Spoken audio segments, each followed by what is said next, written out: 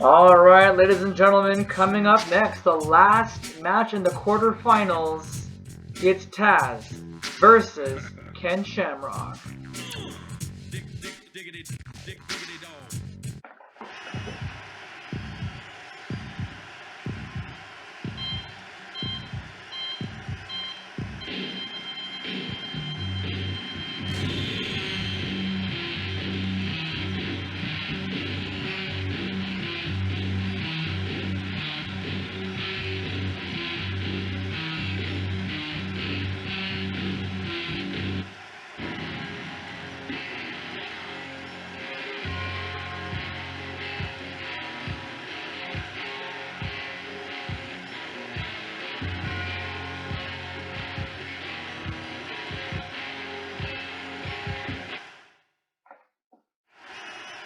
Alright, here we go. Ken Shamrock, a UFC legend.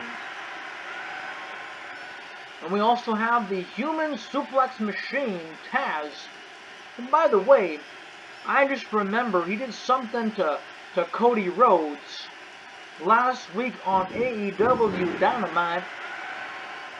He actually performed some kind of a sleeper hold with a camel clutch, or a cobra clutch on a young, brash Cody Rhodes. I can't believe that Tazz would do something like this. I mean, I understand the wrestlers, the performers that are way past their prime. They think they still got it. I don't even think Tazz still got it. Well, no, Rick, because he retired a long time ago. In fact, he retired about 18 years ago. 2002 would have marked his last year, and hey, he's actually quite grateful and thankful to be a part of WrestleMania X8, the Nintendo GameCube. That's the last time we ever saw him in an actual video game. So it's about 2 years before, or this is 2 years before his retirement, technically.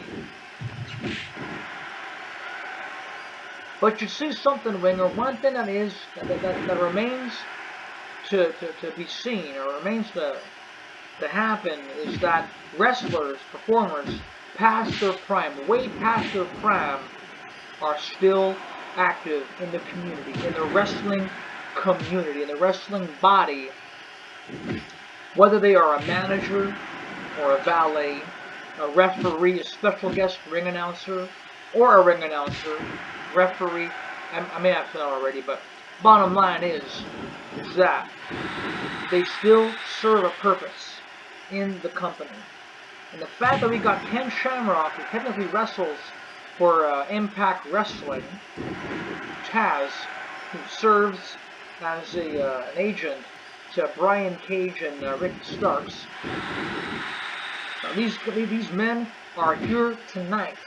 They're here to wrestle, they're here to compete, and they're here to try to become, first time ever, NCWA World Heavyweight Champion. Well, even though they're past their prime though, Rick, the thing is that don't forget the young wrestlers can also lose to these guys. I mean, we saw a young Bran Healy getting his ass kicked by Al Snow, and that kind of freaked me out because I'm thinking that Bran's going to actually waste this guy.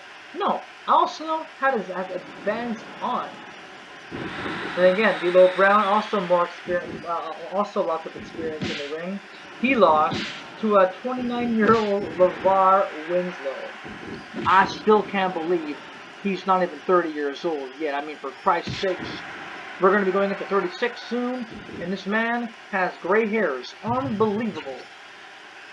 Again, it's all about hereditary, and basically, it's all part of the family bloodline. The Winslows have the tendency to get gray hairs quickly.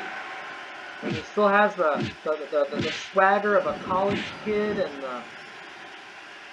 he's eager. He's a hungry fighter, and that's exactly what we're looking for in the academy. This is the place to be. LeVar Winslow is going to have a great time here in the academy. T-bone suplex there by Tazz.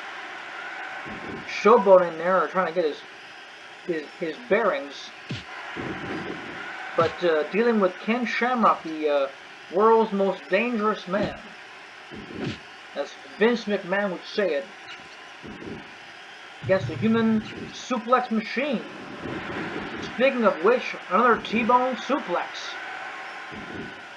I have a feeling that Tazz is going to get the upper hand here tonight over Ken Shamrock, and that's going to be a shocker because I'm expecting more than that. I'm expecting Ken Shamrock to go back to his basics, to get back to what he came from, the roots, which was in Ultimate Fighting Championship.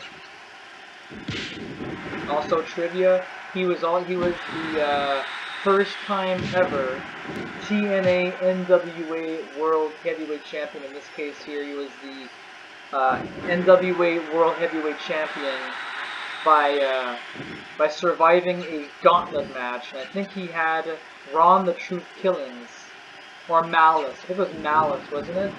Yeah, it was Malice. You honestly think that Malice, aka A-Wall or The Wall, is going to become the NWA World Heavyweight Champion? Well, it was a gauntlet match after all, Winger. I mean, you gotta expect that. And by the way, aren't you supposed to be in a matchup coming up soon? Next week on FEW Championship Wrestling? Yes, I actually am. Fans who are tuning in just now to find this out, I'm going to be participating in the Gauntlet for the Gold match at Blood, Sweat, and Tears, December 21st. And I'm also competing next week. Yes, Rick Rocker, I was just about to get to that. I'm competing for a match to enter the number 20 spot. So I'm going to be wrestling 5 other men in a 6-pack scramble to decide who will be drawn number 20. And I'm going for it, Rick. I have a feeling you're going to say that. You know something, Winger? Good luck to you, young man. If you make it, if you actually end up winning that matchup, I promise you, the next time we have NCWA, I'll just keep gloating about it and saying, you did it. You won, you won, you won. Because you know something? I've been watching you. I haven't even commentating on you.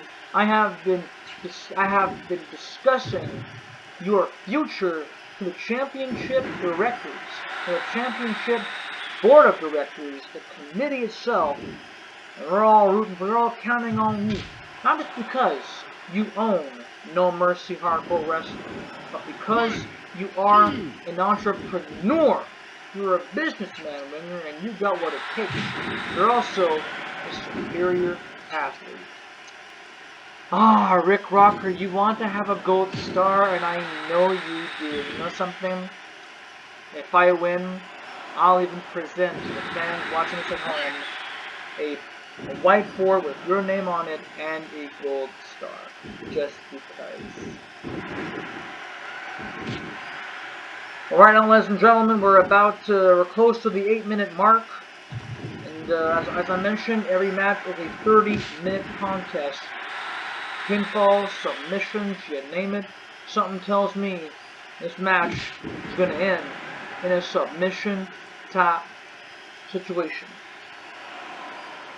Oh, beautiful German suplex with the bridge, but Tazz's feet hit the ropes. That means that the pin is not valid. The match continues on. Ken Shamrock has to figure out other ways to defeat this man. Oh, countered. Belly to back overhead suplex. The raw power, the tenacity of Tazz. Shoulder tackle. Look at Ken Shamrock's neck snapping. That neck is snapping like it's a piece of linguine or licorice. Oh, look at that counter. All it takes is just to back away. Nice winding kick. 3-point stance charge. And another T-bone suplex. And looks like Tazz is going to call this one, fans. Can Shamrock counters it? Oh! He countered it with a Tazz flex. That's it. With 9 minutes and 9 seconds by a pinfall, something I was not expecting to see. A pinfall. This. That's a Tazz flex, fans. That's a Tazz flex and a half. I want to see it from one more angle if we can get that, fans. It's the pinfall.